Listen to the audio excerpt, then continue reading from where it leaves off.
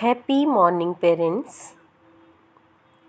मेरी ज्ञानवर्धक तथा कुछ न कुछ सीख देने वाली कहानियों की श्रृंखला में आज की कहानी अभिभावकों को ऐसी परिस्थिति में मदद करने वाली है जब उन्हें लगे कि उनका बच्चा प्रयास तो बहुत कर रहा है लेकिन सफलता मिलने में समय लग रहा है और यह प्रतीक्षा उनके और उनके बच्चों के मनोबल को तोड़ने का प्रयास कर रही है और वह नकारात्मकता की ओर बढ़ रहा है, तो निश्चय ही इस कहानी के द्वारा अपने बच्चे के मनोबल को बनाए रख सकते हैं।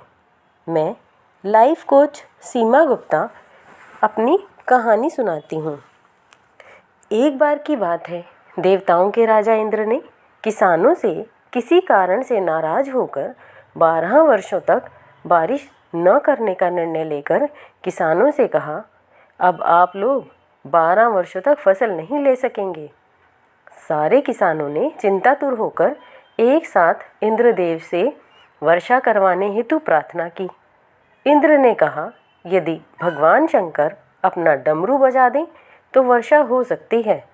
इंद्र ने किसानों को ये उपाय तो बताया, लेकिन साथ में गुप्त वार्ता करके भगवान शिव से यह आग्रह किया कि आप किसानों से सहमत न होना। जब किसान भगवान शंकर के पास पहुँचे तो भगवान ने उन्हें कहा, डमरू तो 12 वर्ष बाद ही बजेगा। अब किसान तो निराश हो गए। अब किसानों ने निराश होकर 12 वर्षों तक खेती न करने का निर्णय लिया। उनमें से एक किसान ऐसा भी था जिसने खेत में अपना काम करना नहीं छोड़ा। वह नियमित रूप से खेत जोतता, गुड़ाई, बीज बोने का काम करता रहा। ये माजरा देखकर गांव के किसान उसका मजाक उड़ाने लगे। कुछ वर्षों बाद गांव वाले इस परिश्रमी किसान से पूछने लगे कि भाई, जब तुम्हें पता तो है कि 12 वर्षों तक वर्षा तो होने नहीं वाली, तो अपना समय और ऊर्जा क्यों नष्ट कर रहे हो? तो उस किसान ने उत्तर दिया, मैं भी जानता हूँ कि 12 वर्ष फसल नहीं होने वाली, लेकिन ये काम मैं अपने अभ्यास के लिए कर रहा हूँ, क्योंकि 12 साल तक कुछ न करके तो मैं तो अपनी खेती किसानी सब भूल जाऊँगा। मेरे शरीर की श्रम करने की आदत भी छूट जाएगी। इसलिए ये काम मैं नियमित रूप से करता रहूँगा, ताकि जब 12 साल बाद वर्षा हो तब मुझे अपना काम करने के लिए कोई कठिनाई ना हो। अब ये तार्किक चर्चा माता पार्वती भी सुन रही थी।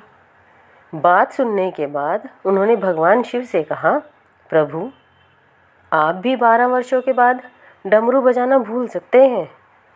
माता पार्वती की बात सुनकर भोले बाबा चिंतित हो गए।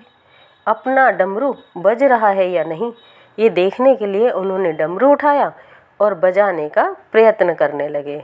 लो भाई, जैसे ही डमरू बजा, बारिश तो शुरू हो गई। जो किसान अपने खेत में नियमित रूप से काम कर रहा था, उसके खेत में भरपूर फसल आ गई और बाकी के किसान पश्चाताप के सिवाय कुछ ना कर सके।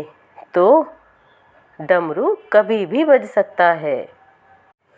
तो इस कहानी से हम अपने बच्चे को यह सिखाएं कि इस देरी को नकारात्मक न लेते हुए अपनी कुशलताओं की धार और पैनी करें और अपनी अभिरुचि का अभ्यास करते रहें।